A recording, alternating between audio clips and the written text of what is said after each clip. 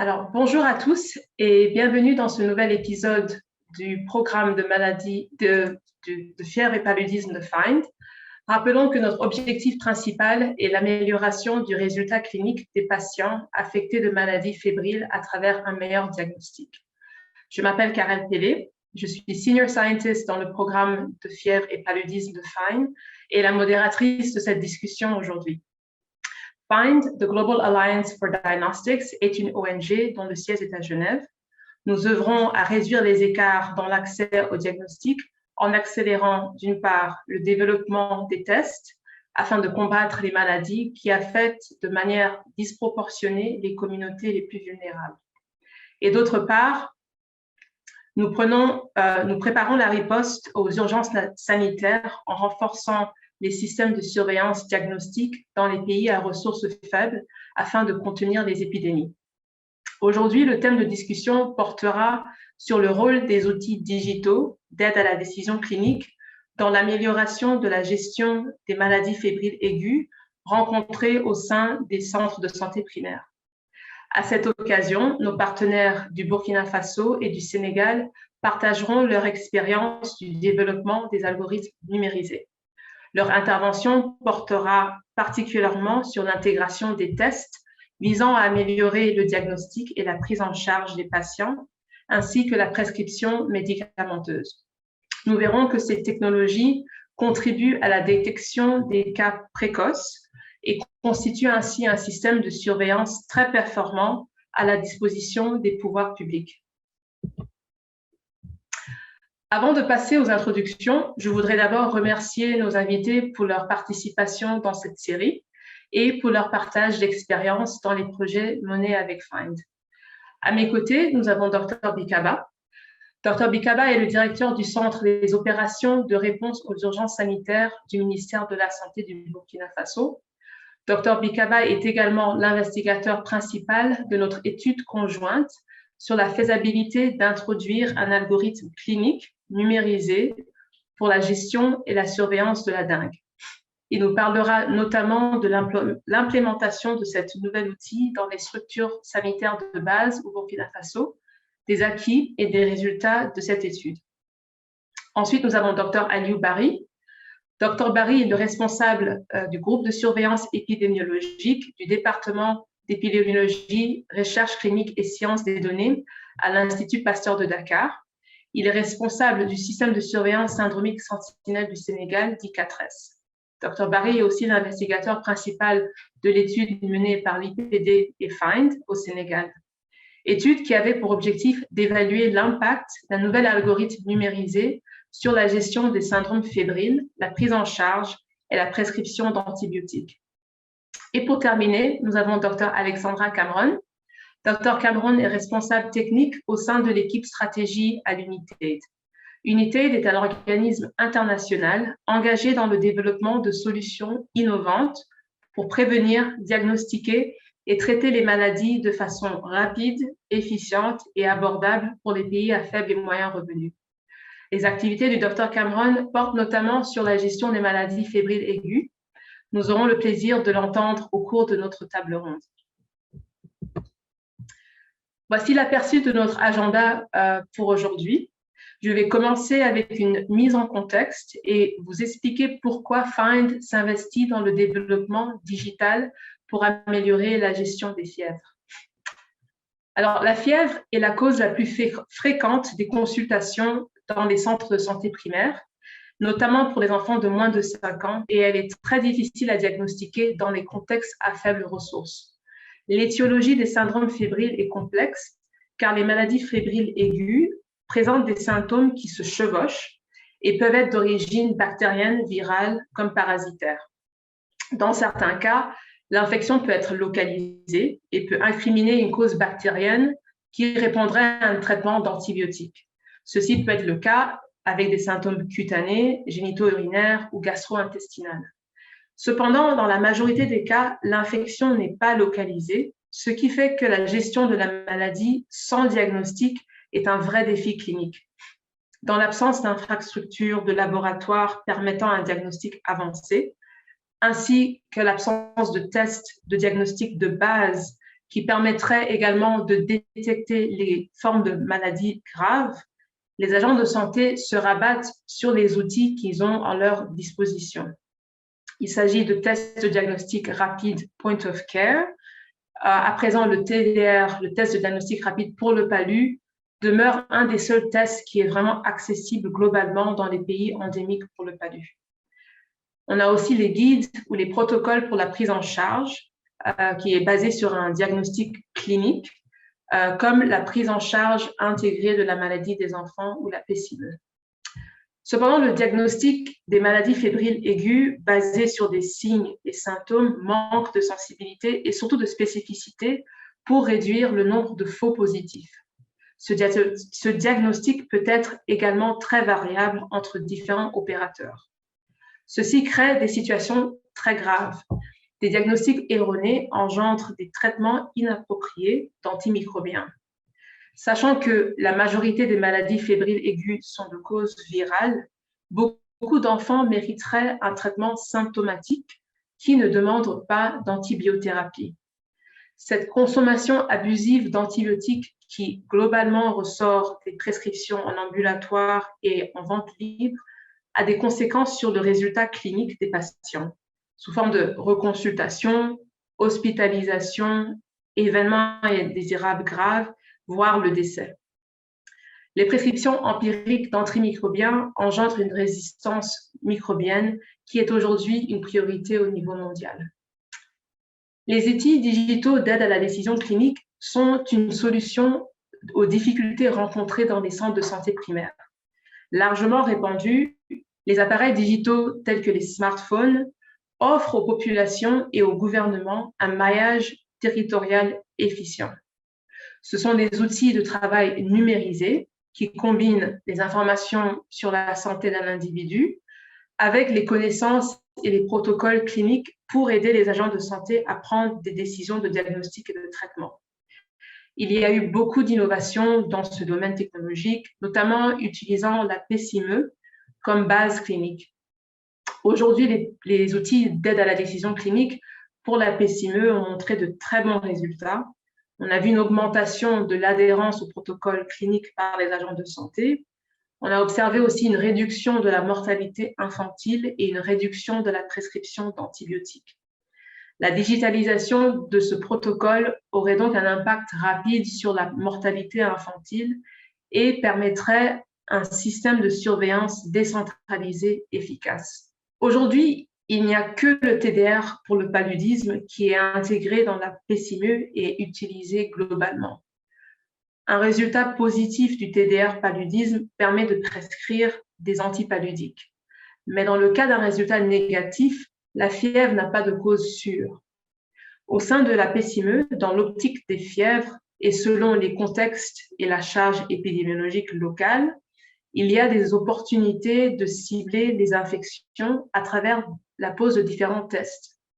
Il s'agit de tests spécifiques pour un pathogène, soit basés sur la détection d'un antigène ou des anticorps, des biomarqueurs hôtes ou des marqueurs de gravité pour identifier les cas qui demandent un référencement à l'échelon supérieur pour une prise en charge adéquate et avancée.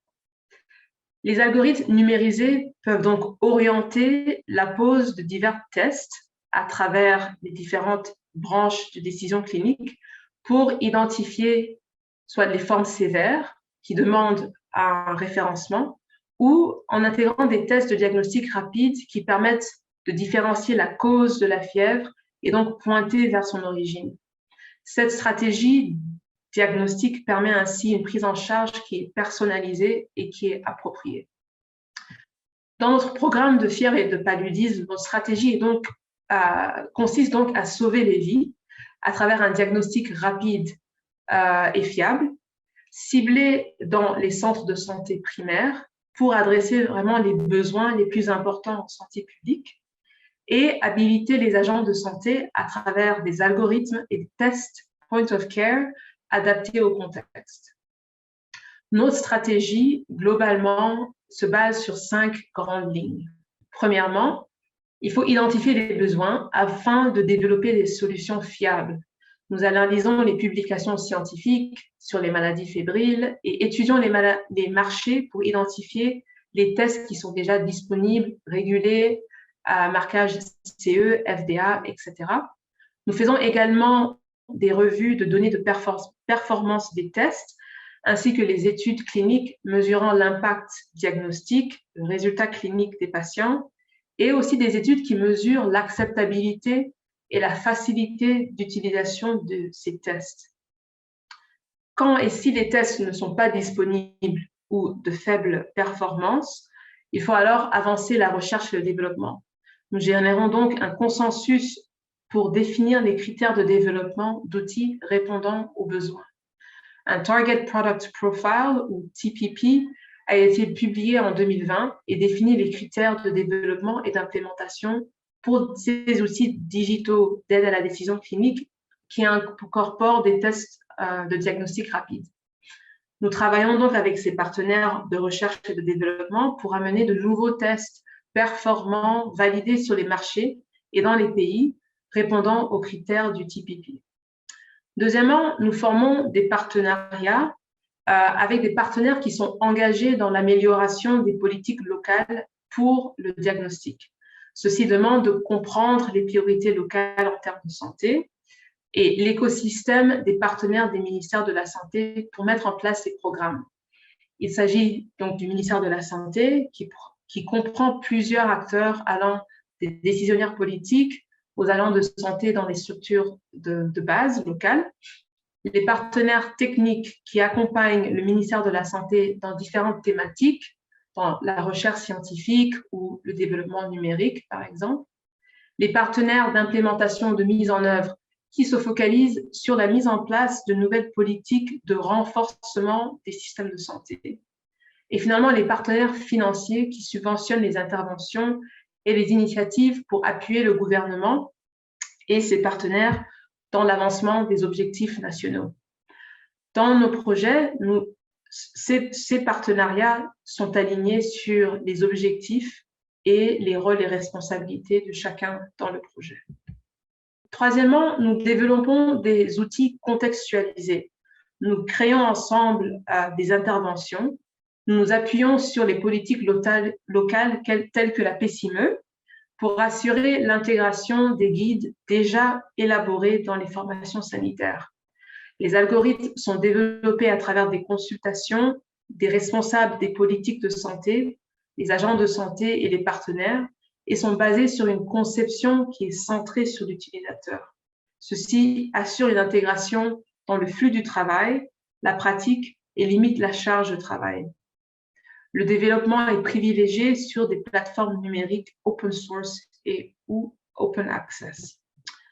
Ensuite, nous générons l'évidence dans des contextes réels, c'est-à-dire dans les centres de santé primaires, avec les agents de santé qui sont recrutés comme personnel de l'étude et en intégrant leur flux de travail. Avec le ministère et les partenaires techniques, nous développons une conception d'études, les méthodologies et une implémentation suivant les bonnes pratiques cliniques. Les critères d'évaluation peuvent être quantitatifs comme qualitatifs pour permettre de mesurer l'impact, la faisabilité et l'acceptabilité de ces nouvelles stratégies. Finalement, on soutient les partenaires et les pays. Il s'agit de soutenir les partenaires dans les prochaines étapes pour passer d'une implémentation pilote à l'échelle si les résultats sont favorables. On accompagne les partenaires dans l'évaluation des résultats et des besoins, en organisant des ateliers de restitution des résultats avec les parties prenantes pour discuter des succès, des goulots d'étranglement, pour permettre en fait d'optimiser une implémentation future. Et nous regardons aussi les opportunités de levée de fonds pour un financement durable. Ceci conclut ma présentation et nous allons donc passer à la présentation de Dr Bikaba, qui représente le ministère de la Santé du Burkina Faso. Bonjour à toutes et à tous. Je suis Dr Brice Wilfried Bikaba. Je suis médecin épidémiologiste et directeur du Centre des opérations et de réponse aux urgences sanitaires à l'Institut national de santé publique du Burkina Faso. Et j'ai le plaisir de vous faire le point de l'expérience de l'Afrique de l'Ouest dans l'amélioration de la gestion des fièvres à travers l'utilisation des outils électronique d'aide à la décision. Donc, c'est une étude que nous avons menée avec l'appui de FIND et de certains partenaires techniques tels que TDH. Et pour ce faire, nous allons suivre la présentation suivante. Nous allons aborder d'abord le fardeau de la dengue au Burkina Faso. Nous allons passer en revue les systèmes de ressources du ministère de la Santé dans la lutte contre la dengue et passer aussi en revue les défis avec les systèmes actuels. Et nous aurons à décrire le projet, les objectifs, la mise en œuvre et les leçons que nous avons tirées de la mise en œuvre, donc notre intervention au niveau du Burkina Faso. Pour ce qui concerne le fardeau de la dengue au niveau du Burkina Faso, il faut dire que d'abord, du point de vue épidémiologique, les principales maladies que nous trouvons au niveau de la Burkina Faso sont essentiellement des infections respiratoires. Nous avons le paludisme et les maladies diarrhéiques. De manière globale, la charge donc, de morbidité et de mortalité du paludisme est très importante, avec 90% des décès liés au paludisme qui surviennent surtout chez les enfants de moins de 5 ans.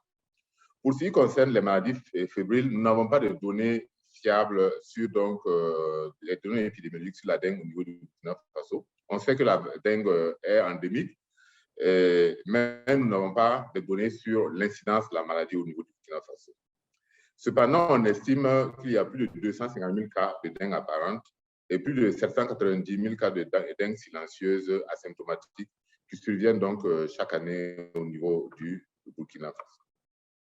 Donc, pour ce qui concerne les systèmes de ressources, il faut dire qu'au niveau du ministère de la Santé, il y a effectivement, c'est d'abord le pays, c'est un pays enclavé, hein, c'est un pays qui est enclavé en Afrique de l'Ouest avec de 19 millions d'habitants. Ce sont des données d'il y a 3 ans, au moment où nous étions en train de préparer la mise en place de l'étude.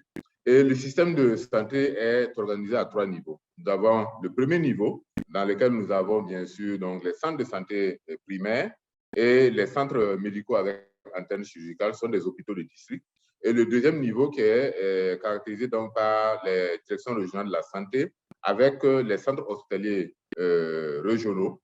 Et le troisième niveau qui est donc caractérisé donc au niveau des soins par donc, la présence des centres hospitaliers universitaires. Nous en avons donc 6.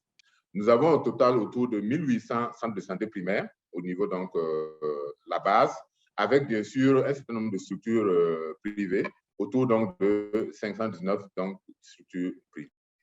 Et nous avons notre système de surveillance est organisé donc selon l'architecture donc pyramidale, allant donc depuis les formations sanitaires jusqu'au niveau du district. Et les informations sont transmises donc hebdomadairement chaque semaine donc à travers ce que nous appelons le télégramme lettre officiel hebdomadaire. Ce sont les maladies à déclaration obligatoire qui sont transmises donc à ce niveau et transmises ensuite après le niveau district, transmises au niveau régional qui traite également, qui fait la synthèse et transmis donc au niveau donc, central et qui fait la synthèse de tout le pays et fait une rétro-information et transmet donc aux différents partenaires techniques et financiers, notamment à l'OMS.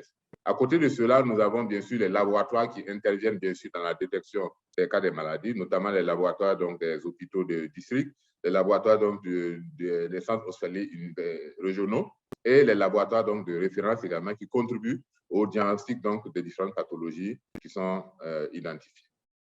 Quels sont les défis que le système rencontre aujourd'hui dans la notification des cas et bien sûr dans la surveillance? Pour ce qui concerne la dengue, il faut dire que la dengue s'est imposée donc, au ministère de la Santé comme une priorité au niveau du ministère parce que nous avons eu en 2016 et en 2017 deux épidémies majeures qui ont en tout cas rappelé que même si on ne le savait pas, même s'il n'y avait pas donc de données sur la surveillance, il fallait effectivement le mettre comme maladie prioritaire au niveau donc de la surveillance. Mais nous avons toujours quand même des défis qui sont que les données sont limitées sur l'incidence et la prévalence donc, de la maladie. Et au niveau du personnel de santé, il y a une connaissance insuffisante donc, sur la maladie. Et de cela, il découle donc qu'il y a une prise en charge insuffisante donc, des cas et qu'il faille donc travailler à renforcer également la surveillance épidémiologique et entomologique et bien sûr travailler aussi à renforcer la communication sur la maladie. À côté de cela, pour répondre donc à tous ces défis, nous avons le ministère de la Santé en 2017 donc, a procédé à la création d'un algorithme de prise en charge donc, clinique de la dengue pour permettre donc, à tous les agents de santé, depuis les centres de santé primaires, avec donc, un algorithme simplifié, de pouvoir assurer la prise en charge donc, de la dengue. Nous avons mis également un système de déclaration de suivi des cas de dengue pour renforcer la surveillance. Cela n'existait pas avant 2017, avant 2016.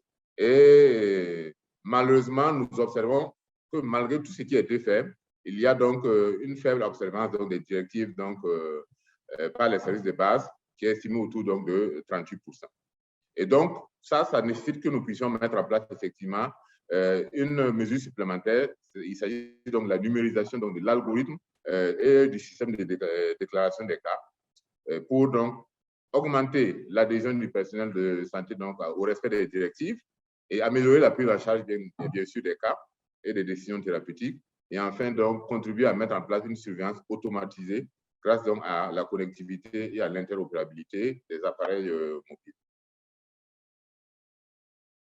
Pour ce qui concerne le projet, il faut dire que la justification, nous savons qu'au niveau du Burkina, nous avons la PESIME qui est mise en œuvre depuis un certain nombre d'années avec la prise en charge donc, des enfants de moins de 5 ans.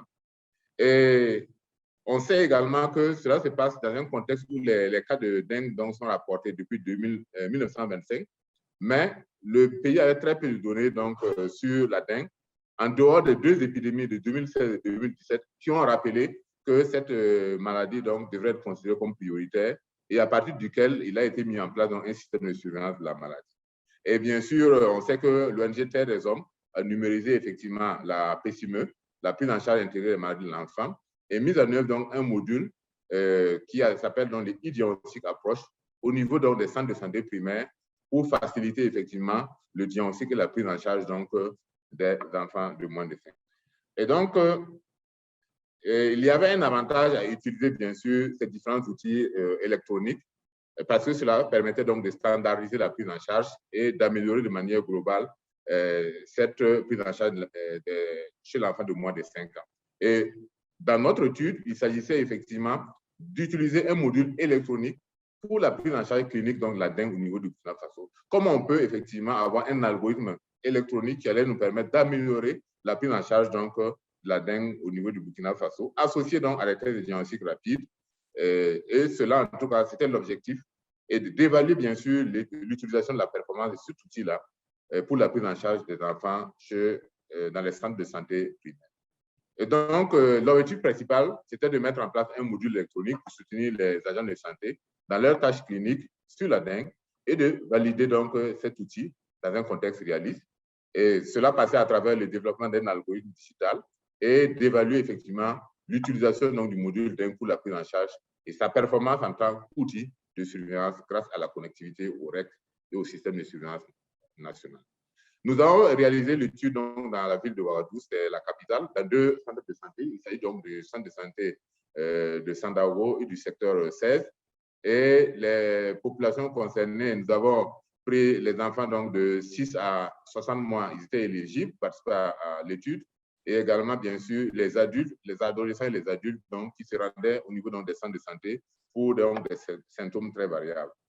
Et voici un peu l'algorithme que nous avons utilisé qui nous permettrait effectivement de pouvoir détecter les cas de dengue et de faire donc, la différence avec les autres cas de fièvre donc, non fébrile. Quels sont les résultats auxquels nous sommes parvenus? La période donc, du 9 septembre au 16 novembre, nous avons inclus 335 patients et de manière globale, nous avons pu opérationnaliser donc, le module dengue sur la base donc, de l'algorithme national. Nous avons travaillé également à créer une interopérabilité entre le Comcare, celui qui a été utilisé donc, pour la PESIME, la digitalisation donc, pour la PESIME, et le STELAB. Le STELAB, c'est le logiciel que nous utilisons donc, pour la surveillance au niveau national. Donc, ça, c'était vraiment une des étapes cruciales qui a permis effectivement de faire communiquer les 2 systèmes grâce donc aux travaux qui ont été faits donc, par nos équipes. Donc, comme on le voit, sur les 335 patients analysés, nous avons pu effectivement enregistrer 291 dans le ComCare et nous avons pu, avec l'interopérabilité, faire donc communiquer 243 donc, au niveau de Stellab. Ça veut dire qu'il y avait toujours quelques petits problèmes, des problèmes de codification, notamment liés donc à l'enregistrement des données dans ComCare pour les enfants. Il y a eu également des transferts de données et des erreurs de script. Donc, ça, c'est des aspects donc, qui restent à parfaire. Mais dans l'essentiel, nous avons pu faire communiquer donc, les deux systèmes. Et nous avons effectivement sur cette présentation donc, une interface donc, du Stellab et bien sûr des individus qui sont surveillés, les données individuelles qui sont surveillées dans le tableau plus bas. Et pour ce qui concerne les résultats, nous avons pu identifier un certain nombre de résultats donc, pour ce qui concerne les TDR. Nous avions 32 résultats positifs au test rapide et 4 à la PCR et 24 donc, au test ELISA. Les caractéristiques des patients, nous avions au cours donc, de la période, sur les patients enregistrés, 62% étaient des femmes et la moyenne d'âge donc, était de 25 ans. Et la tranche d'âge la plus élevée donc, était représentée par la tranche d'âge de 20 à 30 ans. Pour ce qui concerne la sensibilité, nous avons essayé d'apprécier la performance donc, des tests rapides, notamment la sensibilité du test de diagnostic rapide, notamment les IgM, comparativement donc, à l'ELISA. Et nous avions une sensibilité donc, de 82,6% contre une spécificité de 67,7%. Par contre, pour la détection donc, de l'antigène NS1, comparativement donc, au test PCR, à la PCR, nous avions donc une sensibilité de 75% contre une spécificité de 98%. Et voici un peu le système que nous avons pu mettre en place qui va donc depuis, bien sûr, donc, les centres de santé en bas ici, les centres de santé où effectivement les patients étaient entrés. Et à partir de là, on pouvait effectivement voir effectivement que les échantillons étaient transmis donc via le système de la Poste nationale au niveau donc, du laboratoire de l'hôpital du district et ensuite transmis au laboratoire national donc à 365 km du Burkina.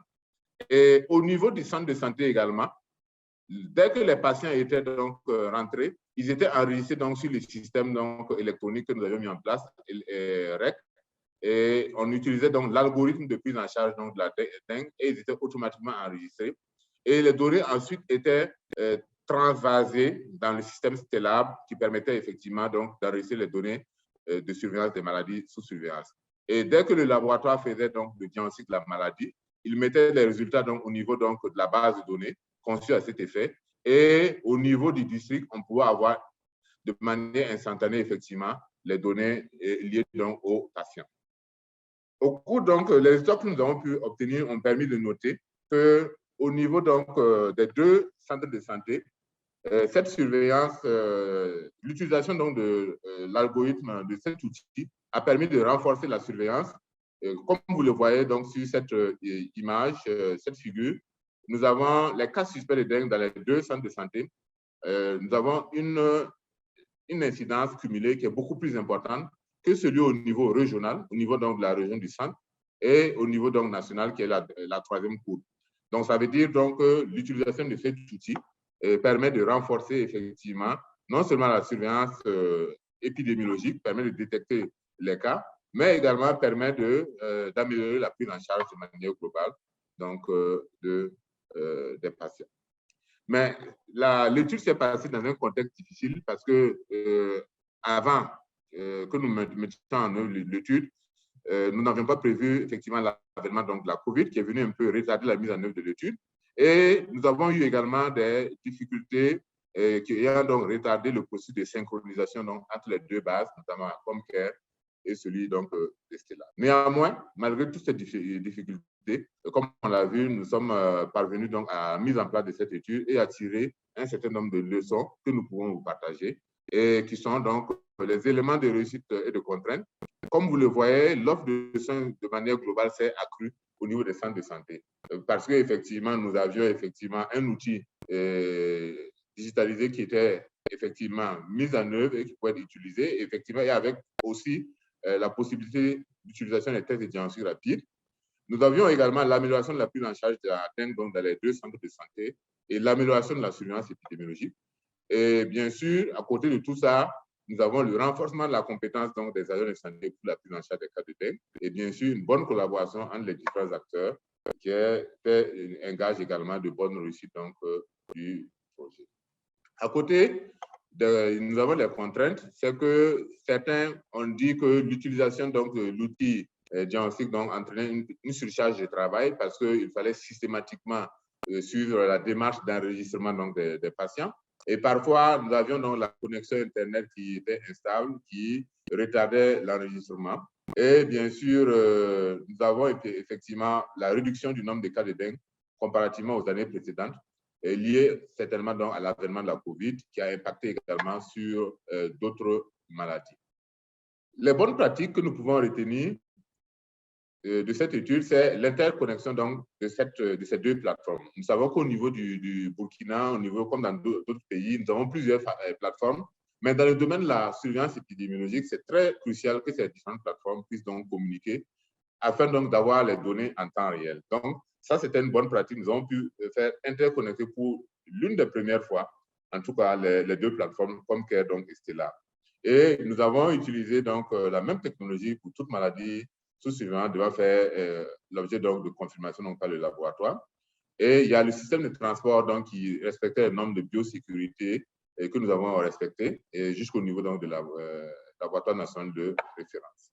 Les leçons apprises, il faut donc une bonne collaboration donc, entre les différents acteurs parce que, comme vous le voyez, il y a une multitude d'acteurs, depuis les centres de santé, les acteurs administratifs, ceux de la surveillance, ceux de laboratoire donc, de référence et bien sûr des partenaires qui accompagnaient donc, la mise en place de cette étude. L'interopérabilité également des différents systèmes, c'est une plus-value que nous avons notée pour la surveillance donc, des maladies.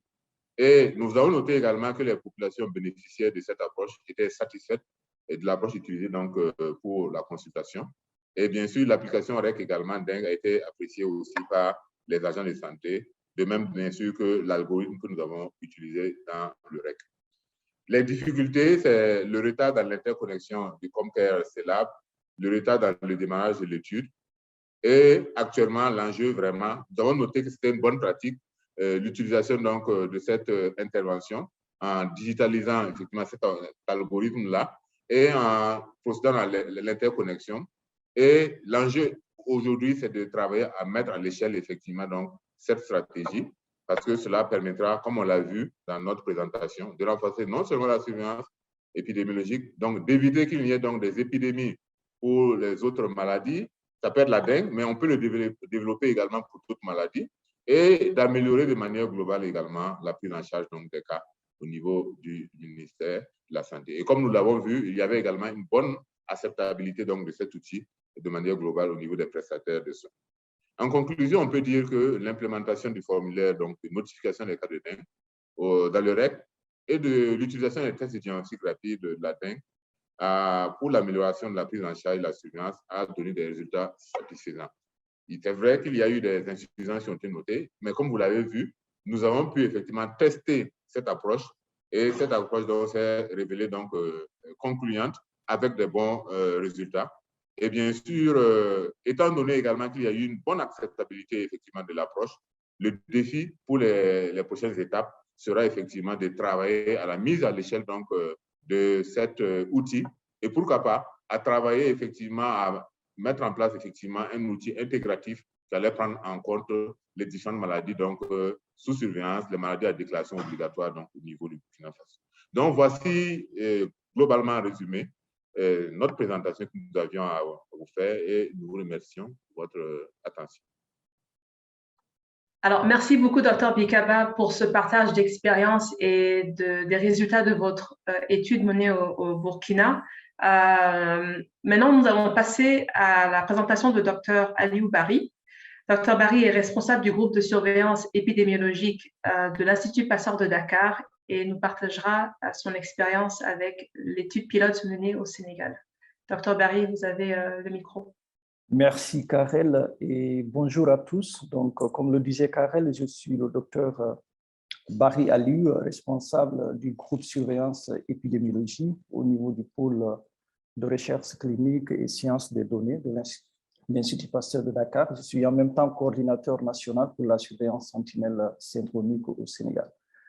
Et donc, c'est un plaisir pour moi de partager l'essentiel des activités et notre expérience dans la mise en œuvre de ce projet de validation d'une stratégie de soins médicaux assistés d'un outil digital d'aide à la décision clinique et des tests de diagnostic rapide pour réduire la prescription d'antibiotiques pour les maladies aiguës non sévères chez les enfants reçus en consultation au Sénégal.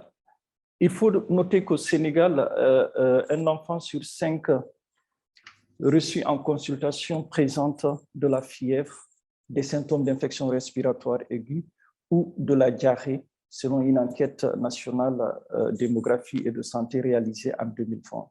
Et selon cette même enquête, c'est ces enfants de moins de 5 ans qui sont reçus en consultation clinique. On note souvent une fièvre dans 13% des cas, une infection respiratoire aiguë dans 3 à 5% des cas et une diarrhée pour 15% des cas. Et en termes de mortalité, pour ces enfants reçus en consultation, souvent le paludisme représente 8% des décès, les infections respiratoires autour de 18% et les diarrhées représentent entre 15 à 19% de décès. C'est les enfants de moins de 5 ans au Sénégal. Une étude réalisée par un de nos confrères, Rosetine et collaborateurs en 2018, a révélé que plus de 20% de ces fièvres qui sont observées en zone rurale restent sans étiologie et donc justifient d'autres explorations complémentaires, qu'il s'agisse d'une biologie moléculaire ou bien des tests de diagnostic rapide. Et justement, cette situation en zone périphérique est souvent corrélée à la pyramide sanitaire du Sénégal, parce que souvent on observe au Sénégal une capacité diagnostique de laboratoire beaucoup plus importante dans les structures hospitalo-universitaires qui sont de niveau 3 de la pyramide sanitaire, un peu moins au niveau des hôpitaux régionaux et des hôpitaux de district qui aussi présentent des laboratoires au niveau régional ou de district avec une capacité diagnostique assez modérée.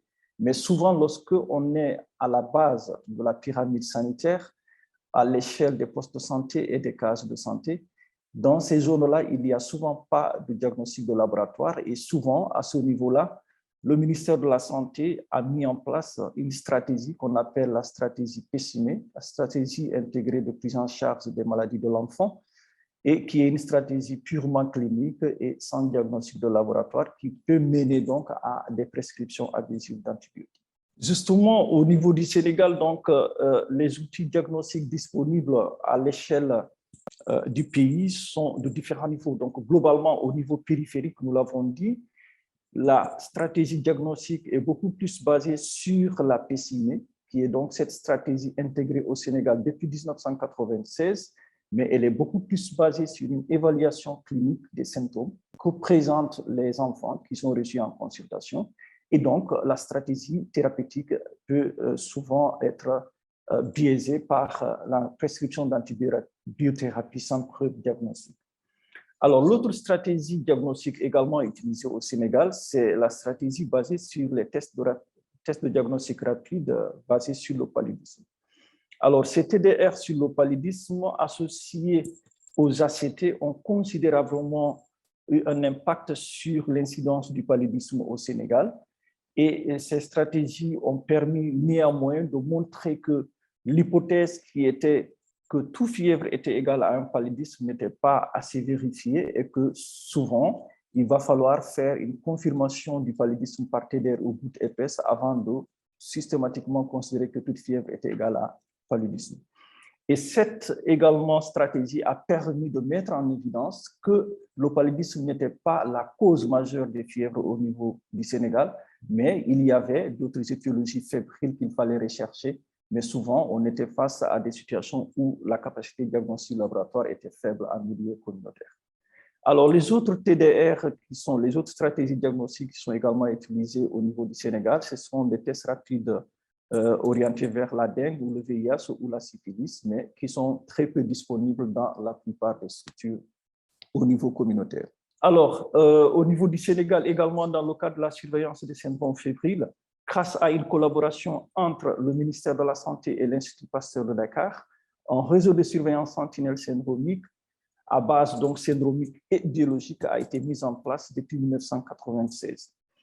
Et ce réseau est donc spécialisé dans la surveillance des syndromes fébriles et des maladies à potentiel épidémique qui peuvent être soit des syndromes respiratoires, y compris les pneumonies, les arboviroses, incluant la dengue, la fièvre jaune, les fièvres Crimée-Congo, et également le paludisme. Cet outil est aujourd'hui utilisé au Sénégal comme complémentaire de la surveillance de routine menée par le ministère de la Santé.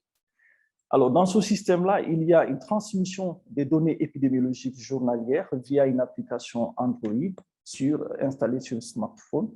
Et également, nous avons développé une plateforme de détection précoce qu'on appelle la plateforme de système Early Warning qui permet de pouvoir détecter des événements anormaux à temps réel et de pouvoir les confirmer à travers le bilan biologique que nous réalisons dans le cadre de cette surveillance. Et aujourd'hui, ce système donc, nous permet au niveau du Sénégal de monitorer des tendances des maladies fébriles épidémiques reconnues comme saisonnières, comme la grippe et le paludisme.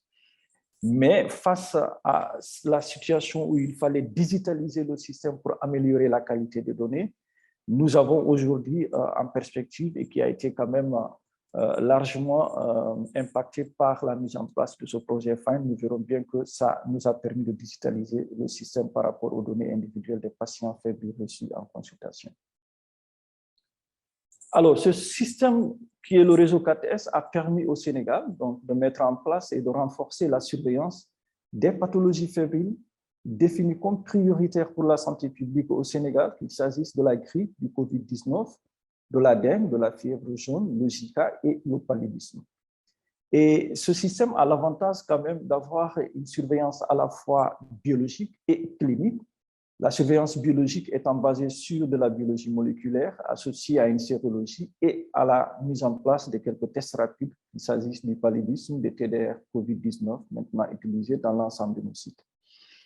Et c'est également l'autre avantage de ce système, c'est la présence de cette plateforme de détection précoce et aussi la flexibilité du système. Donc, au jour d'aujourd'hui, si on a un phénomène inhabituel, qu'il s'agisse d'une résistance aux antimicrobiennes ou bien d'un phénomène tout nouveau qui apparaît dans une zone donnée du Sénégal, on pourrait rapidement intégrer ce phénomène dans ce système et pouvoir le monitorer à temps réel.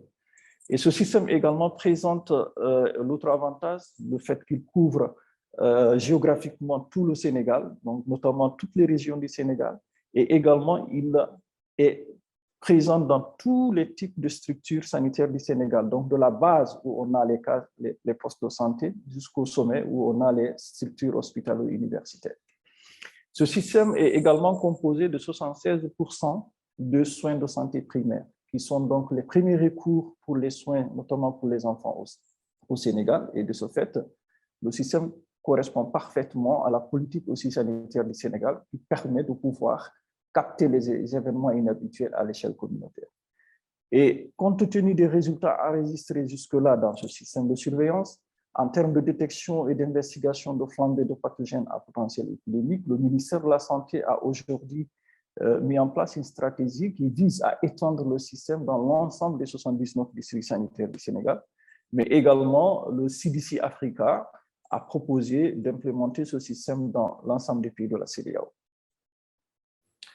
Alors, la mise en place de ce projet FIND CDSE au niveau du Sénégal s'inscrit dans un contexte avec plusieurs facteurs, dont l'insuffisance des directives claires pour les cliniciens lorsque surtout le TDR paludisme est négatif, en particulier au niveau des structures de soins de santé primaire au Sénégal, mais également nous sommes face à une situation où la consommation mondiale d'antibiotiques est très élevée avec souvent des prescriptions inadéquates, notamment dans les pays en développement comme le nôtre, le Sénégal, où déjà on a remarqué, rien qu'en essayant d'estimer les prescriptions d'antibiotiques dans les sites sentinelles avant la mise en place de ce projet FIND, on s'est aperçu que le niveau de prescription était assez élevé. On s'est situé entre 84,5% à 100% de prescription d'antibiotiques dans certains sites sentinelles lorsque le TDR paludisme était négatif. Donc, une situation très alarmante. Alors, face à ces situations alarmantes, des études ont quand même mis en évidence que des stratégies basées sur des aides à la décision clinique qui reposent sur des algorithmes associés à l'utilisation des tests de rapide diagnostic ont quand même démontré leur efficacité pour aider les professionnels de santé à respecter les directives cliniques qui sont mises en évidence, qui sont mises en place, à améliorer les résultats pour les patients et les taux de guérison, et également à réduire les prescriptions abusives d'antibiotiques. Nos objectifs généraux dans le cadre de ce projet reposaient sur l'élaboration d'un algorithme d'aide à la décision clinique qui était basé sur des données probantes pour une meilleure prise en charge des cas de fièvre, en s'appuyant sur la stratégie PESIME qui est mise en place. Mais également, il s'agissait d'évaluer l'impact de cette stratégie sur l'utilisation des antibiotiques et sa faisabilité dans une approche pilote. Mais aussi, il s'agissait surtout de digitaliser la collecte des données du réseau de surveillance 4S afin d'optimiser la réactivité dans le cadre des activités de ce système. L'objectif principal de cette étude était d'une part de démontrer la non-infériorité de cette stratégie assistée d'aide de diagnostic clinique comparée à la pratique courante sur l'issue clinique évaluée par le statut du patient à J7 à partir de sa première journée de consultation. Et d'autre part, il s'agissait de démontrer la supériorité de cette stratégie d'aide de diagnostic clinique comparée à la pratique courante en ce qui concerne le niveau de prescription d'antibiotiques à J0. L'objectif secondaire était d'améliorer l'algorithme en identifiant d'autres situations cliniques supplémentaires qui peuvent conduire à proposer d'autres recommandations pour ne pas prescrire abusivement les antibiotiques. Et notre objectif tertiaire était finalement d'évaluer la faisabilité et la facilité de l'utilisation de cette stratégie dans un contexte de soins primaires au niveau communautaire. Alors, il s'agissait d'une étude contrôlée, randomisée en 4 grades, qui donc a été réalisée dans 4 de nos sites sentinelles. Et ces sites étaient divisés donc en 2 parties, 2 sites sentinelles qui étaient les sites interventionnels et 2 autres qui étaient les sites contrôle. Dans les sites interventionnels, donc, il y avait l'algorithme électronique d'aide à la décision clinique qui était associé à l'utilisation de TDR, de dengue ou de streptocoque si les syndromes de suspicion étaient en faveur. Et dans les sites de contrôle, il s'agissait simplement de continuer la pratique courante comme il le faisait habituellement. Alors, les sites qu'on a choisis, 2 sites sont situés dans le Sénégal oriental, à la frontière avec donc, le Mali. Et les 2 autres sites sont situés au niveau de la zone du centre et la zone de l'ouest du Sénégal. La population d'études était constituée d'enfants qui étaient âgés de 6 mois à 14 ans et qui étaient reçus dans les consultations dans l'ensemble de ces 4 sites-là pour fièvre ou une diarrhée aiguë. Et ont été inclus toutes ces populations-là qui étaient dans ce groupe d'âge-là et qui présentaient une fièvre qui était inférieure à 10 jours ou une diarrhée actuelle définie comme une émission de sel anormale au cours des dernières 24 heures. Il fallait aussi que cette consultation soit la première dans le cadre de l'évolution de la maladie, mais également il fallait qu'on ait quand même la possibilité d'un contact avec le patient ou la personne qui l'accompagne et l'équipe de prise en charge à J3 et J7 pour pouvoir suivre l'évolution clinique, mais également il fallait quand même qu'on obtienne le consentement avant d'inclure ces patients-là. Alors, au niveau de la stratégie d'intervention d'ADC, et cette stratégie était donc codée dans une plateforme comme KIA, qui a été développée par un partenaire technique local, Timachi. Et cette stratégie pouvait être fonctionnelle aussi bien lorsqu'on avait l'Internet ou on n'avait pas l'Internet, donc en offline. Et la stratégie s'appuyait strictement sur les directives et politiques et normes des protocoles de survie de l'enfant au Sénégal, la PESIME. La stratégie était donc associée à des TDR dengue duo SD Baoline s'il y avait une suspicion d'arbovirus et ou bien un TDR du groupe A streptocoque s'il y avait une suspicion d'angine. Les acteurs au niveau de chacun de ces sites sentinelles qui participaient à l'étude avaient des possibilités d'accéder à cette plateforme via donc des codes d'accès et pouvaient donc manipuler cette plateforme pour pouvoir introduire les informations électroniques. Lorsque donc les 2 portes d'entrée principales dans cette étude étaient soit de la fièvre ou de la diarrhée. Alors, lorsque l'enfant présente une fièvre inférieure à 10 jours, par exemple, un TDR paludisme est réalisé systématiquement pour ces enfants Et si le TDR est positif, donc le paludisme est confirmé, la recommandation de ne pas prescrire d'antibiotiques était fortement donc attribuée et l'enfant était mis sous traitement ACT.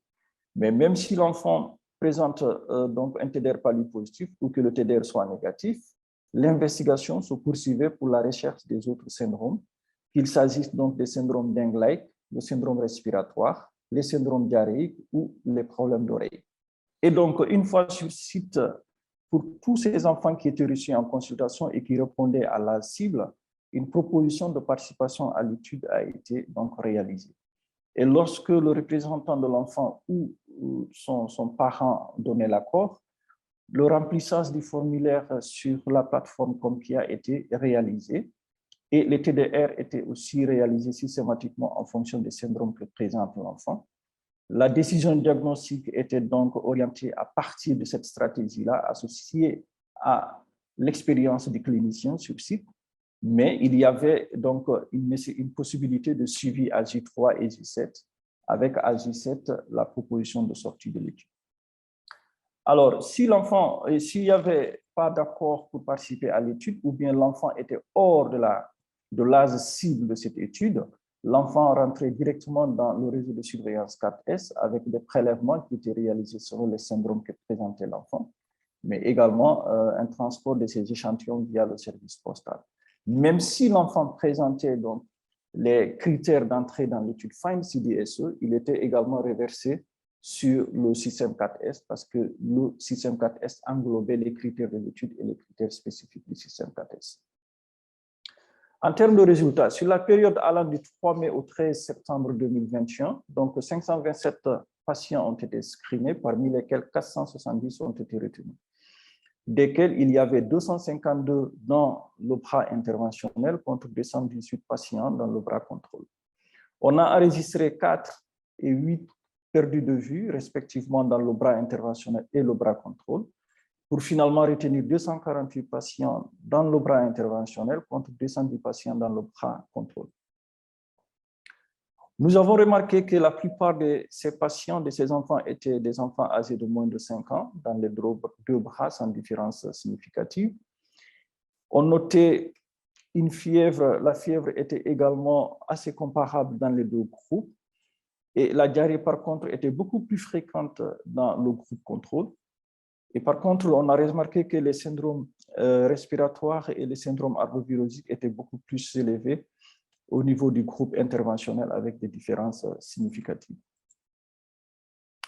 Alors, lorsqu'on a essayé de regarder les niveaux de prescription des antibiotiques en reculant sur 2 années antérieures avant la mise en place de l'étude, donc là en 2018 et en 2019, qu'est-ce qu'on a remarqué? On a remarqué que dans les sites où on a mis l'intervention, avant donc de mettre cette intervention en 2018, on remarque quand même que ce sont des sites où le niveau de prescription d'antibiotiques était très élevé, environ 96% dans l'aide des sites interventionnels et 67% dans le second site interventionnel. Et en 2019, vous verrez que toujours dans ces deux sites-là, le niveau de prescription d'antibiotiques, c'est considérablement encore, c'est vraiment élevé parce qu'on a remarqué que le site est passé à 93% de prescription d'antibiotiques contre 85% pour le second site interventionnel. Alors, vous remarquerez que dans les sites contrôle, lorsqu'on regarde également le niveau de prescription d'antibiotiques, on est presque à 100% dans les deux sites contrôle avant la mise en place de cette étude, ce qui montre quand même une situation très alarmante en termes de prescription d'antibiotiques en l'absence d'orientation d'aide à la décision clinique. Et lorsqu'on a essayé donc de terminer l'étude et on a essayé de voir la comparaison en termes de prescription d'antibiotiques avant la mise en place de l'étude, dans les sites contrôle et dans les sites de l'étude, nous voyons bien que le niveau de prescription d'antibiotiques en moyenne était de 87,5% avant la mise en place de l'étude dans les sites interventionnels.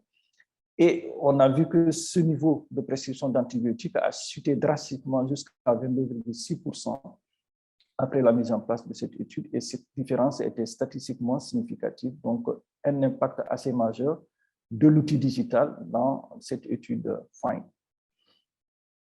L'autre chose qu'on a observé, c'est qu'on a essayé de comparer le taux de guérison chez ces patients dans les sites interventionnels où la prescription d'antibiotiques n'était pas systématique, était bien modulée, comparé aux pratiques courantes dans les autres sites contrôle. On voit bien que le niveau d'évolution à G7 était assez comparable, sans différence statistiquement significative, à peu près 97 et 100%. Donc, cela veut dire qu'on peut bien ne pas prescrire des antibiotiques à des patients et qu'ils puissent évoluer parce que souvent, ces infections fébriles sont souvent liées à des causes virales. En termes de satisfaction des acteurs au niveau du terrain, nous avons donc enquêté la population des sites interventionnels qui étaient majoritairement constitués par des femmes, des infirmières ou sages-femmes, qui avaient une expérience au-delà de 10 ans dans l'exercice de leur activité. Alors, ce qu'on a aperçu, c'est que plus de 95% de ces acteurs ont trouvé que cette stratégie était facile à utiliser. 67% sont tout à fait d'accord avec le contenu des questions de la stratégie d'aide au diagnostic clinique. 78% sont fortement d'accord avec les recommandations de soins proposées par l'outil et donc ont suivi ces recommandations. Et 88% ont trouvé la stratégie ADC bien ou plutôt meilleure par rapport à la pratique actuelle en termes de réduction de prescription d'antibiotiques. J'ai eu une infirmière donc, dans un site interventionnel qui m'a sincèrement dit sa perception, comme quoi elle ne pouvait pas imaginer qu'elle pouvait minimiser et diminuer la prescription d'antibiotiques en pratique courante parce qu'avant cette stratégie-là, elle prescrivait systématiquement les antibiotiques en cas de TDR palu négatif. Et donc, plus de 80% trouvent donc cette stratégie ABC vraiment qui leur permettait de mieux optimiser les prescriptions d'antibiotiques. 55% ont trouvé que la stratégie prenait plus de temps en termes de consultation, mais cela était compréhensible. C'était beaucoup plus au début de l'étude où il fallait quand même attendre que les patients, qu'on leur explique, qu'on explique aux patients ou à leurs parents, comme c'est des enfants, c'est quoi l'étude, qu'ils puissent comprendre les enjeux et qu'ils puissent signer de façon libre le consentement. Et également le temps d'adaptation par rapport à l'utilisation de l'outil. Parce que vers la fin de l'étude, les acteurs au niveau du terrain utilisaient facilement les outils.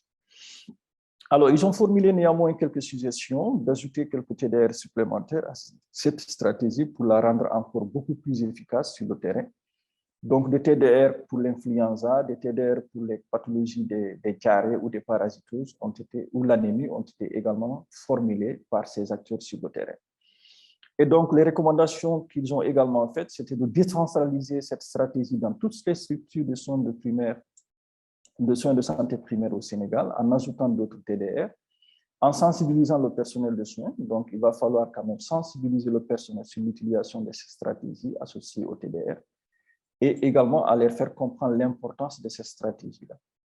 Donc voilà, grosso modo, aujourd'hui, les perspectives, ce que nous comptons faire, c'est de partager les résultats de cette étude avec le ministère de la Santé et le bailleur sur la base d'une activité de restitution qui est en cours de préparation, mais également c'est d'échanger avec le ministère de la Santé autour du déploiement à l'échelle nationale de cet outil et d'autres structures de soins de santé primaire, et en se basant surtout sur l'appui financier des partenaires techniques pour cette extension à l'échelle nationale.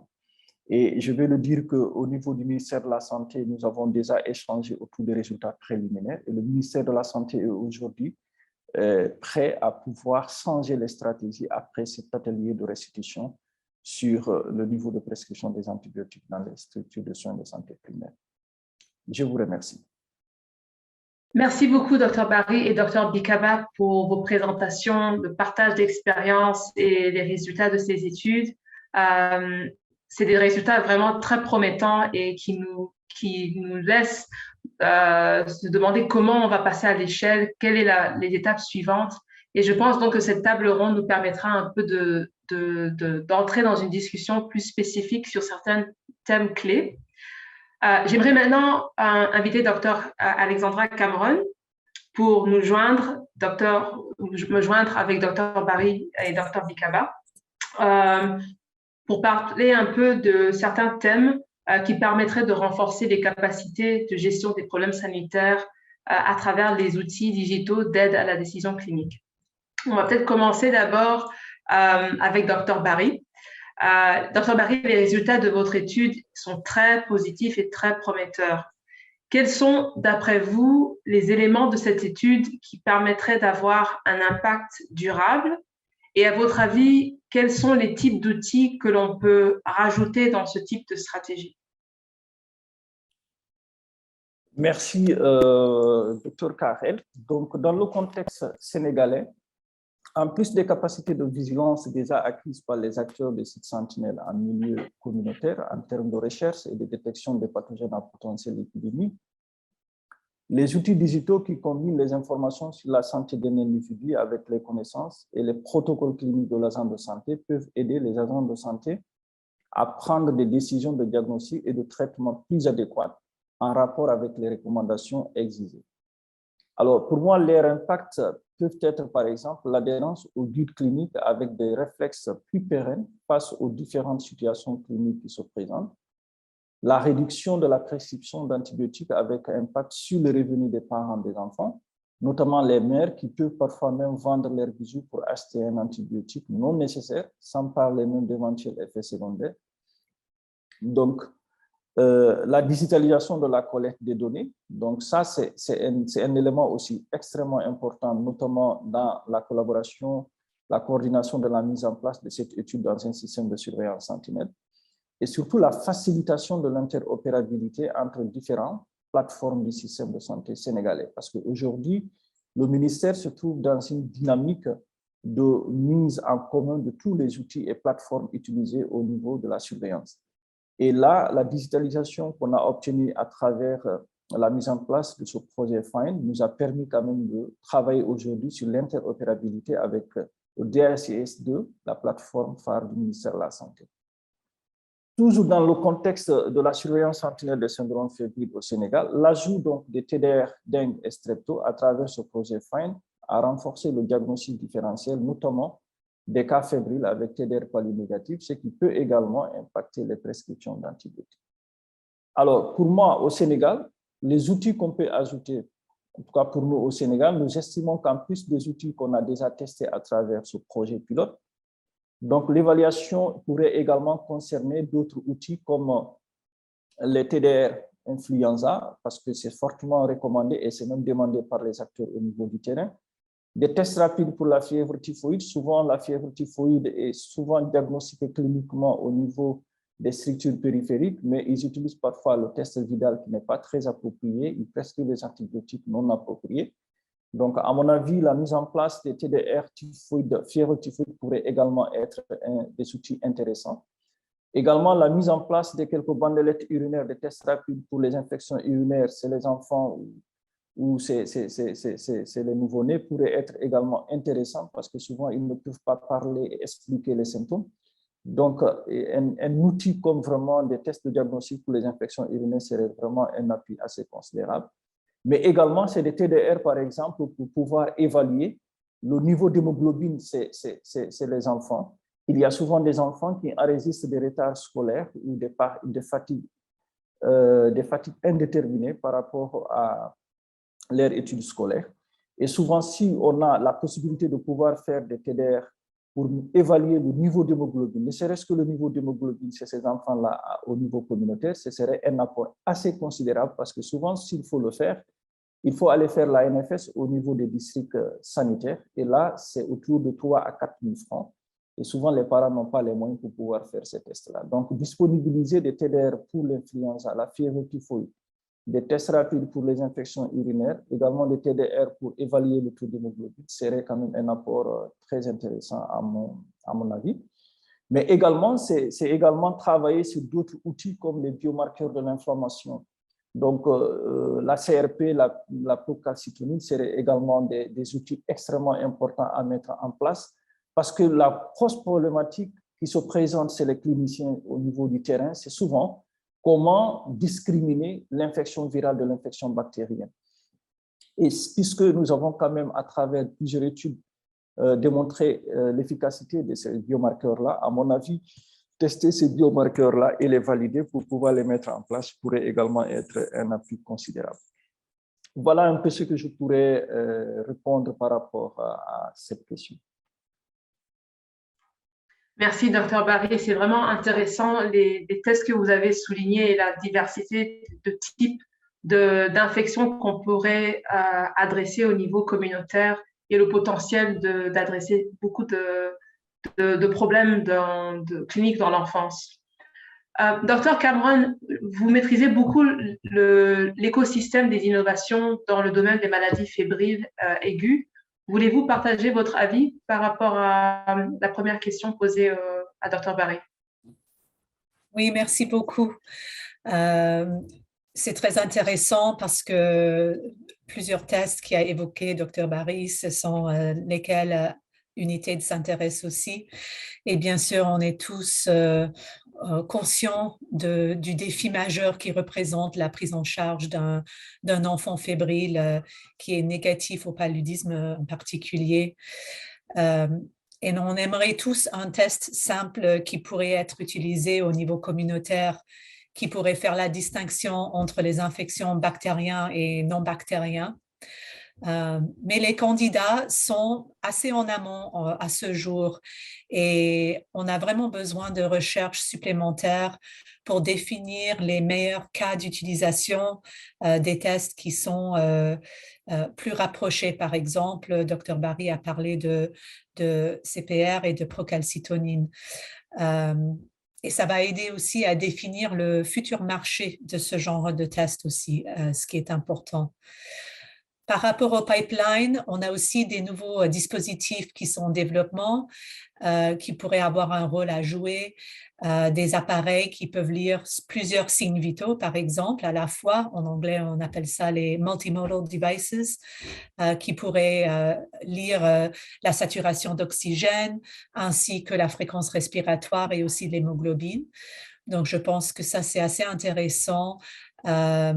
Et il existe aussi des appareils qui sont numériques et basés sur des smartphones avec ce type de fonctionnalités qui sont en développement. Alors ça, c'est assez intéressant, je pense, pour le futur. Mais en même temps, c'est un défi parce qu'il n'y a pas beaucoup de conseils sur la façon de mettre en place ce genre d'appareils numériques et l'interopérabilité, comme a souligné Dr. Barry, ça reste un défi important. Des autres défis, c'est aussi le coût, bien sûr, le coût qui est des fois plus élevé que les tests ou même des fois les traitements eux-mêmes. Et puis aussi des directives de mise en œuvre qui sont claires. Donc, il y a pas mal de recherche qui est encore nécessaire là-dessus. Et bien sûr, tout ce qui est la maintenance de ce genre d'outils, la calibration, la maintenance dans le temps, ça reste encore un autre défi, je pense, à résoudre.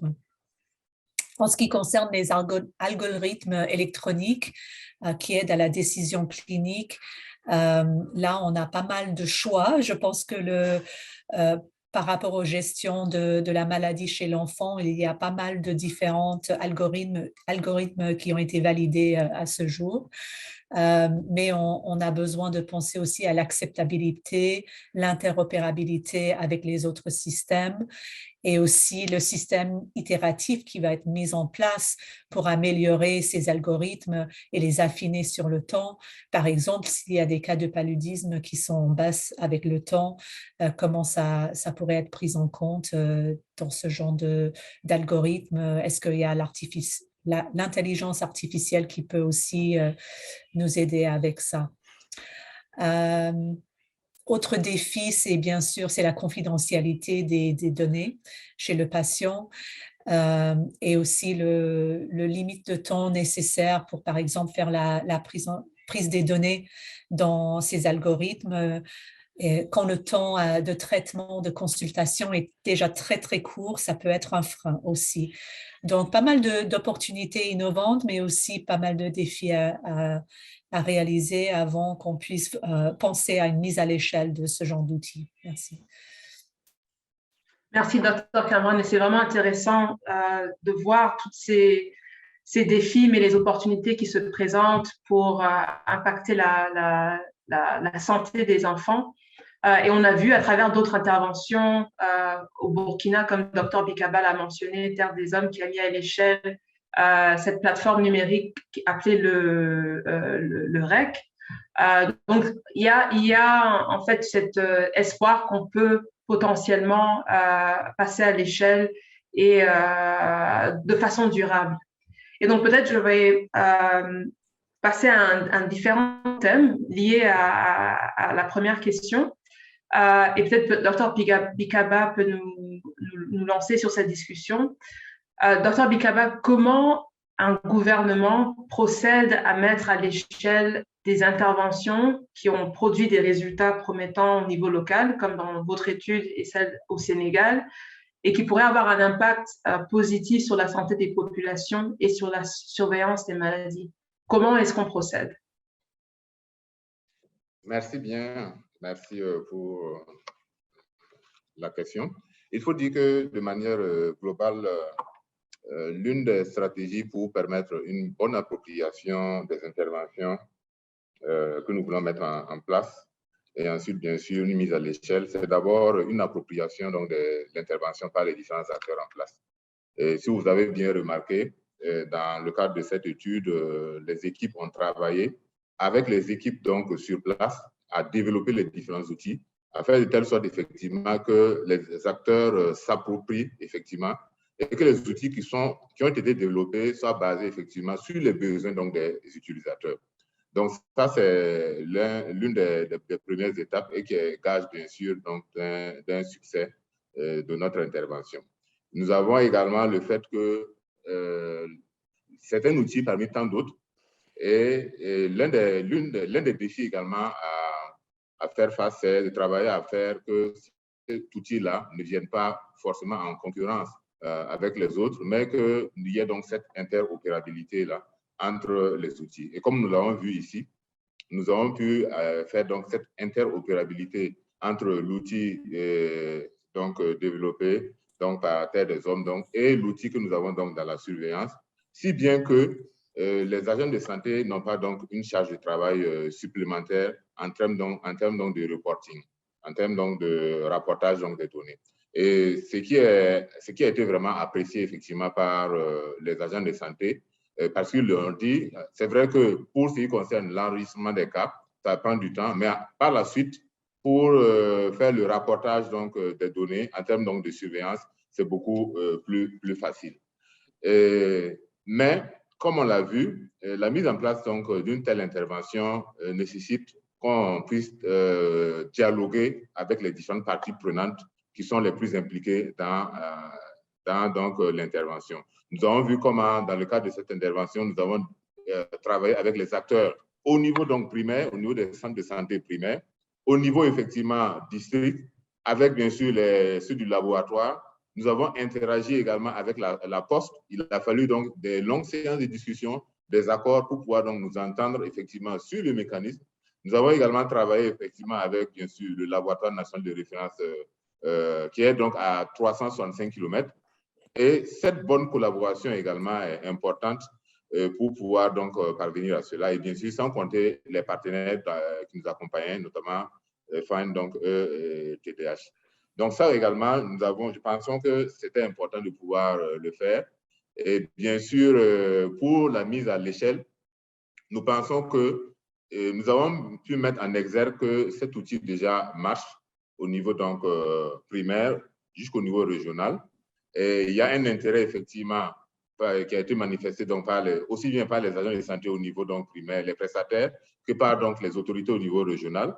Et ce point également sera fait partagé donc, au niveau du ministère de la Santé en termes donc, de capitalisation. Et bien sûr, à la suite de cela, nous allons effectivement rencontrer les différents partenaires d'accompagnement, parce que comme on le sait, il faut des ressources, il nous faut des ressources pour pouvoir passer à l'échelle, également pouvoir donc dupliquer la pratique au niveau national. Nous avons effectivement des expériences, comme vous l'avez dit dans votre introduction, pour ce qui concerne par exemple la PCME, où nous avons effectivement déjà mis en place de telles interventions et qui ont été donc marquées en tout cas par donc, du succès. Et nous pensons que si nous suivons toujours cette démarche, nous sommes persuadés que cela pourra effectivement aboutir à la mise à l'échelle. Et comme on l'a vu pour terminer, c'est un outil qui est intéressant. Et les acteurs même l'ont reconnu. Cela permet non seulement d'améliorer la prise en charge donc, des cas, parce que ça, à travers une démarche systématisée, cela leur permet donc d'améliorer la prise en charge des cas et surtout d'améliorer aussi la surveillance épidémiologique. Et nous sommes dans un contexte actuellement où les maladies émergentes sont légion et nous pensons qu'un tel outil dupliqué pourrait effectivement renforcer la surveillance de manière globale. Merci, Dr Bikaba, pour ce partage de votre perspective en tant que représentant du ministère de la Santé du Burkina Faso. Et vous avez parlé de cette collaboration, coordination des différents partenaires sur le terrain qui est très importante dans la mise en place et le suivi de ce type de projet. Je vais m'adresser maintenant à Dr Cameron, qui est de l'unité. Dr Cameron, en tant l'unité en tant qu'organisme international, comment est-ce que vous accompagnez les gouvernements et les partenaires techniques dans la mise à l'échelle de stratégies ou d'interventions particulières? Parce que cet aspect de financement ou d'appui des partenaires dans la mise en œuvre est assez importante dans ce processus. Oui, merci beaucoup. Oui, Unité, justement, notre but, c'est vraiment de mettre en place toutes les conditions qui sont nécessaires pour la mise à l'échelle. On n'est pas un bailleur qui peut, notre rôle, c'est pas de financer le soutien pour les services et les produits de santé à long terme, comme le Fonds mondial ou autres. On ne fait pas tout à fait ce même travail. Nous, notre travail, c'est vraiment des projets de assez courte durée, 3 à 5 ans, qui sont, leur but, c'est vraiment de mettre en place toutes les nécessités pour la mise à l'échelle du futur. Et ça peut, selon le produit, selon l'innovation, les interventions sont bien sûr différentes. Des fois, ça peut s'agir de recherche encore dans les phases finales du pipeline pour générer des données, par exemple, épidémiologiques qui sont nécessaires vraiment pour l'OMS de se pronostiquer sur un nouveau produit. On fait beaucoup de travail à le stade juste quand un produit ou une innovation est prêt pour le marché. Donc, regarder quelle est la demande, travailler avec les fournisseurs par rapport au prix, des garanties de volume en échange de prix inférieurs, du travail pour faire rentrer des génériques, etc. Tout ce qui peut accompagner le côté de l'approvisionnement. Et bien sûr, tout ce qui est lié à l'introduction d'une nouvelle innovation dans un tel pays. Alors ça peut, et c'est souvent, ça comprend du recherche opérationnelle pour savoir, et ça c'est vraiment à une échelle assez grande, donc on ne fait pas des petites recherches, mais vraiment par l'introduction à grande échelle, on accompagne ça avec des recherches opérationnelles pour comprendre les meilleurs modèles pour la distribution, pour la chaîne d'approvisionnement, pour le training des cadres de santé, pour générer de la demande et l'acceptabilité au niveau des patients, des communautés, etc. Tout ça, ça rentre dans le domaine de Unitaid. Et puis, on a aussi pas mal de travail sur le marché en même temps. Et on peut aussi soutenir, par exemple, les travaux nécessaires pour mettre en œuvre les politiques cliniques. Tout ce qui est lié au premier pas nécessaire, je dirais, pour qu'on puisse avoir une mise à l'échelle supplémentaire plus tard. Et juste un exemple de cela, c'est qu'on a fait des études avec le Fonds mondial et en moyenne, avec les interventions de Unitaid, on gagne 3 ans. Par rapport à mise à l'échelle d'un nouveau produit, un nouveau médicament ou autre, que si on n'avait pas Unitaid et qu'on passait juste par le Fonds mondial directement. On peut vraiment gagner du temps et aller plus vite. Et ça, c'est un peu tout ce qu'on recherche à faire. Merci, Dr. Cameron. C'est très, très intéressant, votre stratégie et quel rôle vous jouez spécifiquement dans comment dire, dans la journey, dans la feuille de route, le parcours exactement de ces différentes interventions. Et donc, vous avez mentionné un exemple spécifique. Je sais que Dr Barry a parlé du système 4S et c'était vraiment intéressant de voir comment ce système à ce point va s'étendre dans la région ouest africaine. Dr Barry, pouvez-vous nous partager un peu l'expérience que vous avez à l'Institut Pasteur de Dakar pour nous donner un peu une idée de comment est-ce qu'on passe d'une étude pilote qui se base sur les centres de santé primaires et qui est maintenant à l'échelle nationale et qui continue à grandir, s'il vous plaît. Merci pour la question. Donc, pour le système de surveillance 4S au Sénégal, c'est vrai, comme tu l'as dit, Karel, ce système a évolué progressivement. Alors, il faut dire qu'au départ, nous sommes partis de 4 sites sentinelles qui étaient simplement localisés au niveau de la capitale Dakar, avec un financement donc de l'Institut Pasteur via l'OMS dans le cadre de la surveillance biologique des virus grippaux. Et donc, jusqu'à ce que progressivement, on s'est dit, donc, puisque c'était que des données biologiques, il fallait quand même pouvoir caractériser, interpréter un peu épidémiologiquement ces données biologiques. Donc, c'est ainsi qu'on est allé en 2011 à donc, ajouter le volet épidémiologique dans ce système 4S. Et à partir de là, tout de suite, la question qui a été posée en collaboration avec le ministère de la Santé au début, c'était qu'on n'a pas simplement la grippe comme pathologie à potentiel épidémique au Sénégal. Il fallait donc penser aux autres maladies prioritaires en santé publique pour le Sénégal. Donc, c'est en ce moment que le paludisme a été ajouté parce qu'on était encore vers les années 2011 où le paludisme avait encore une incidence assez considérable. Également, on a pensé aux diarrhées pour voir un peu qu'il y avait pas mal de diarrhées reçues en consultation dans les différentes structures, mais également aux arboviroses, les arboviroses qui regroupent la dengue, la fièvre jaune, les crimées Congo, la fièvre la vallée du Rift. Donc, ça a été ajouté et on s'est dit aussi que ces pathologies ne circulent pas simplement au niveau de Dakar. Donc, il y a une circulation possible dans les autres zones de l'intérieur du pays.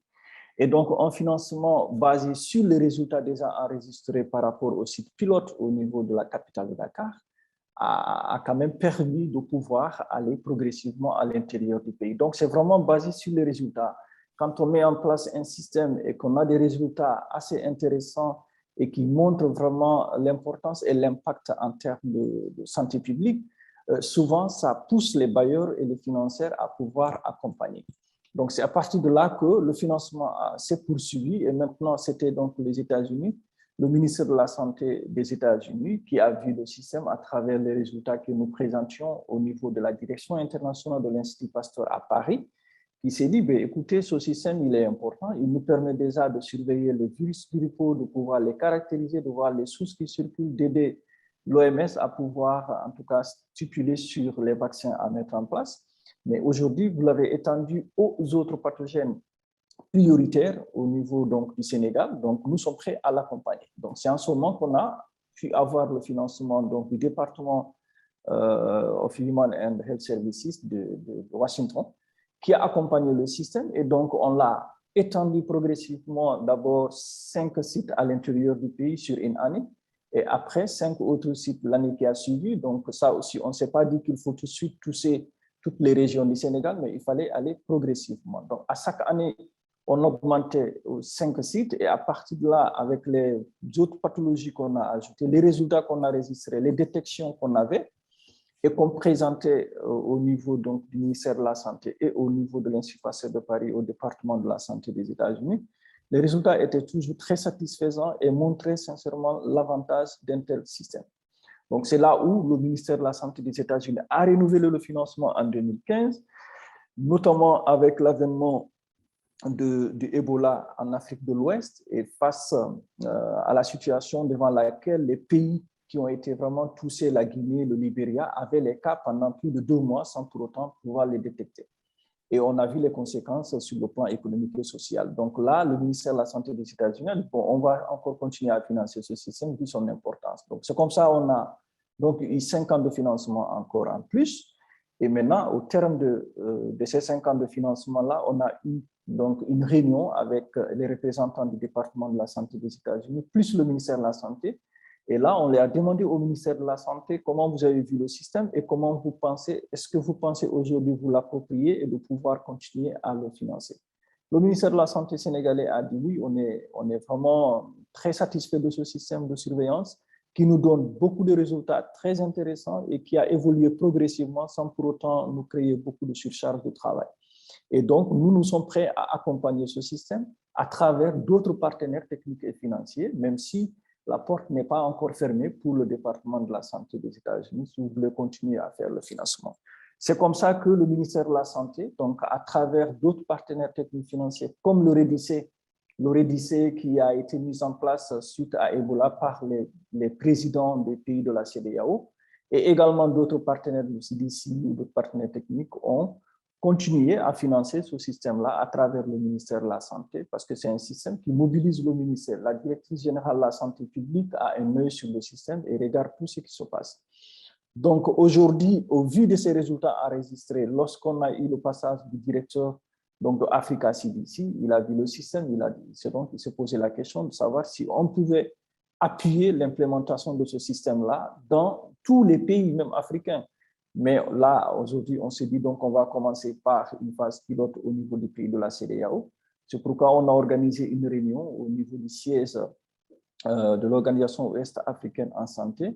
L'année passée, on a présenté le système et donc l'Organisation ouest-africaine en santé, en collaboration avec Africa CDC, a validé l'implémentation de ce système-là dans les pays de la CEDEAO avec une phase pilote encore, toujours dans quelques pays, pour tester la faisabilité en dehors du Sénégal. Et maintenant, en fonction des résultats de la phase pilote, pouvoir l'étendre dans l'ensemble des autres pays de la CEDEAO. Voilà un peu, grosso modo, comment on est parti dans ce système-là jusqu'à ce niveau où nous sommes. Merci. Merci beaucoup pour ce partage de parcours, Dr Barry. Grosso modo, mais c'est plusieurs années de beaucoup de travail et d'accompagnement du ministère de la Santé. Donc, bravo pour cette mise à l'échelle qu'on espère pouvoir reproduire à travers nos propres projets. Peut-être pour passer à une dernière question pour le panel qui est un peu plus, qui regarde un peu plus vers le futur. J'aimerais un peu discuter des priorités de recherche ou des priorités d'innovation qui pourraient complémenter les stratégies dont on a parlé, dont les outils digitaux, avec des tests point of care. Dr Cameron, est-ce que vous pouvez nous lancer un peu dans la discussion? Quelles sont les priorités, quels sont les thèmes sur lesquels on devrait se focaliser pour améliorer ces stratégies? Oui, je pense que, comme j'avais dit tout à l'heure, une des priorités, c'est vraiment de savoir dans quel cas d'utilisation on pourrait envisager les tests qui sont disponibles à court terme dans le pipeline. Ils ne sont pas parfaits et quand on est en train de traiter un enfant malade, des fois gravement malade avec de la fièvre, c'est peut-être pas assez fiable pour être utilisé dans les structures de santé les plus éloignées, peut-être. Et ça, c'est où ce genre de tests, c'est les plus importants, le plus demandé, je dirais. Mais ils doivent être pris en compte parmi d'autres évaluations cliniques et autres. C'est dans une approche compréhensive qu'il faut envisager les tests dans le court terme. Et donc, je pense de savoir quel cas d'utilisation, quels sont les moyens de mettre en place des tests qui ne seront de toute façon pas parfaits, qui ne donnera de toute façon pas un définitif, ceci est une infection bactériologique ou pas. C'est très important. Je sais que ça, c'est quelque chose qui est primordial pour avoir la meilleure utilisation des tests qui vont venir plus dans le court terme. Je pense aussi de l'anémie et les tests qui seront disponibles pour avoir une meilleure détection d'anémie. Je sais que ça, c'est quelque chose qui est sur notre, comment dire, quelque chose qu'on regarde de très près pour savoir quelles sont les innovations qui sont dans le pipeline et comment ça pourrait aider la prise en charge des enfants d'une manière globale et bien sûr les enfants qui ont le paludisme en particulier et aussi par conséquence les femmes enceintes. Il y a un cas d'utilisation là aussi qui est très important.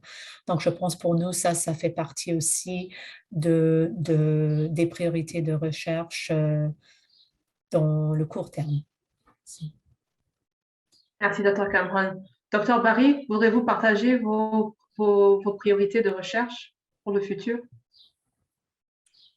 Merci pour la question. Comme le disait Dr. Cameron, je pense que nous partageons déjà les priorités qu'elle a évoquées et je l'avais même dit lors de ma première intervention en termes d'outils complémentaires qu'on pourrait ajouter.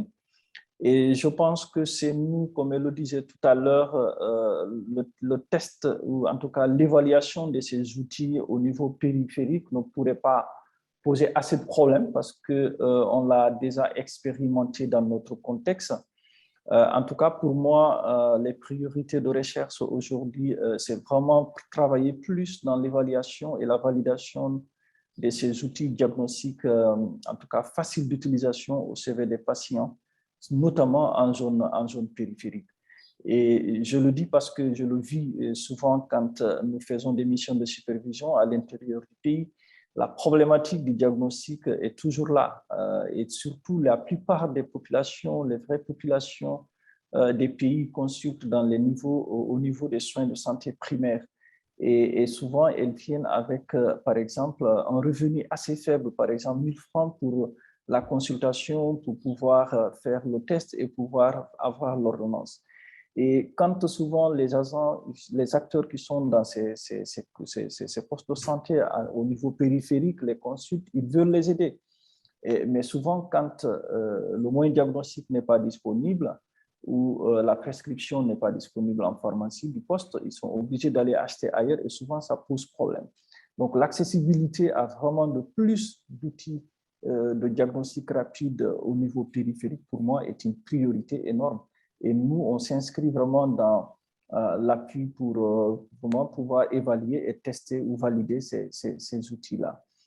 Donc, pour moi, ça, c'est vraiment une priorité. Et surtout qu'aujourd'hui, on a ces sites sentinelles qui sont utilisés par le ministère de la Santé également comme des plateformes de recherche. C'est-à-dire qu'on fait non seulement la surveillance, aujourd'hui, on s'est affirmé dans le cadre de la détection précoce et l'investigation des pathogènes à potentiel épidémique, mais également le ministère utilise ces sites sentinelles aujourd'hui parce que, compte tenu de l'expérience qu'a maintenant les acteurs au niveau de ces sites sentinelles, la qualité de données qu'ils génèrent, le ministère essaie de poser certaines problématiques de santé publique à travers les résultats de la surveillance pour pouvoir les implémenter dans ces sites sentinelles afin de tester la réponse qu'il va falloir apporter au niveau de santé publique concernant ces problématiques-là.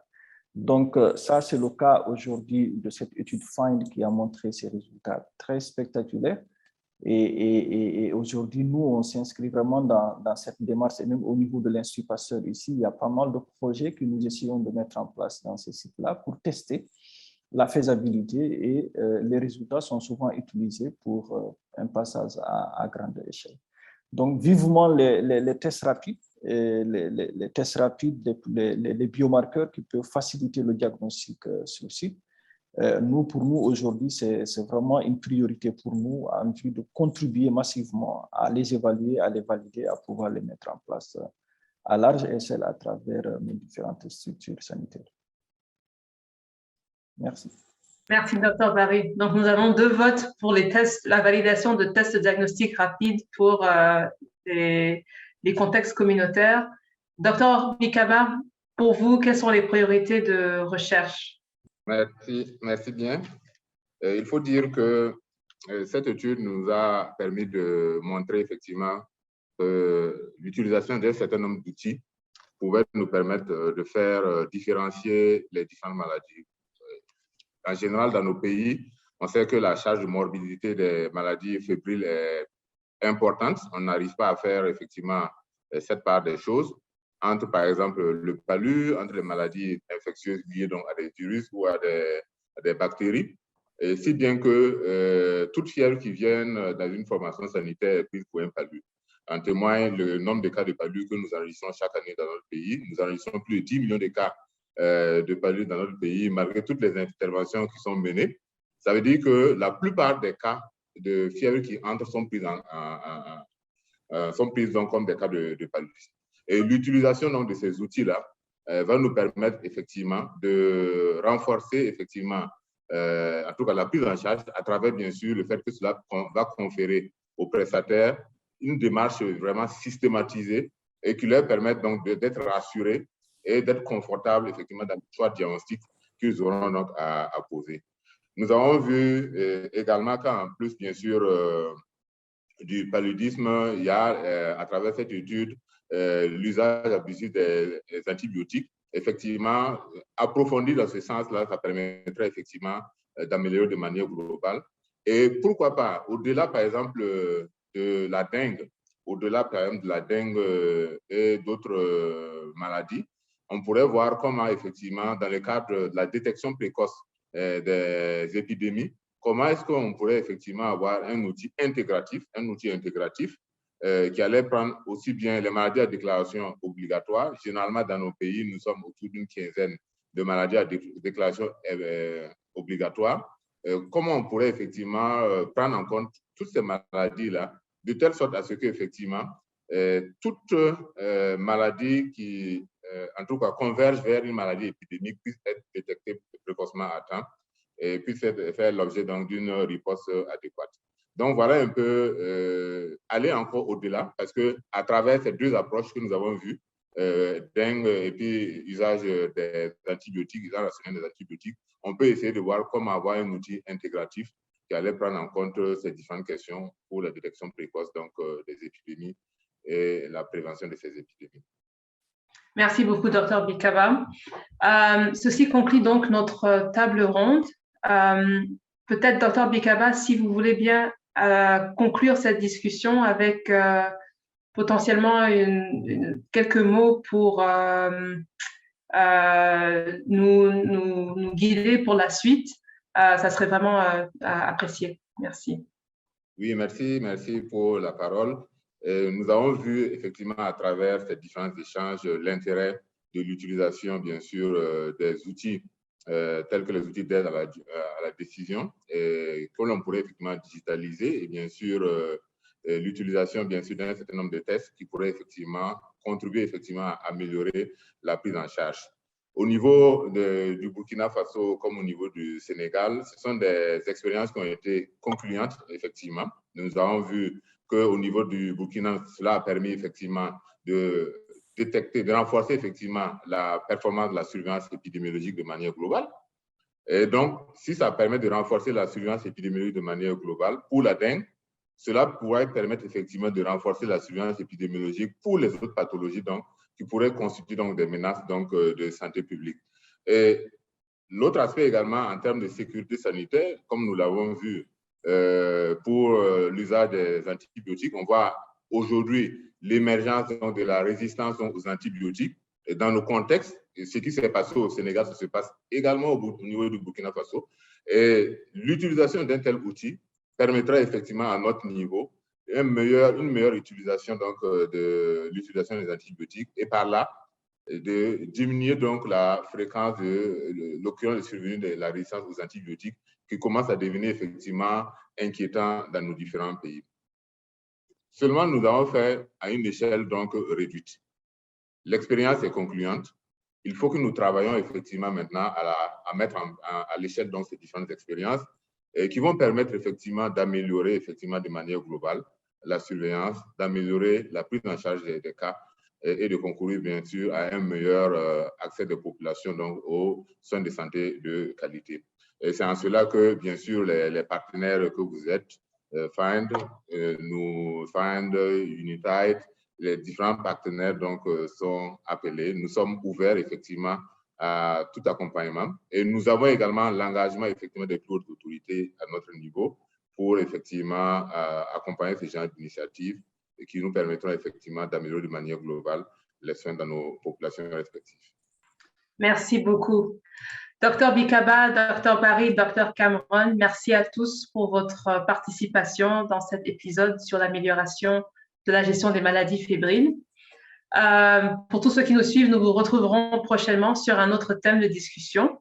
Vous pouvez trouver plus d'informations sur notre site web www.finddx.org/women/children/video series qui sera aussi affiché à la fin de cette vidéo.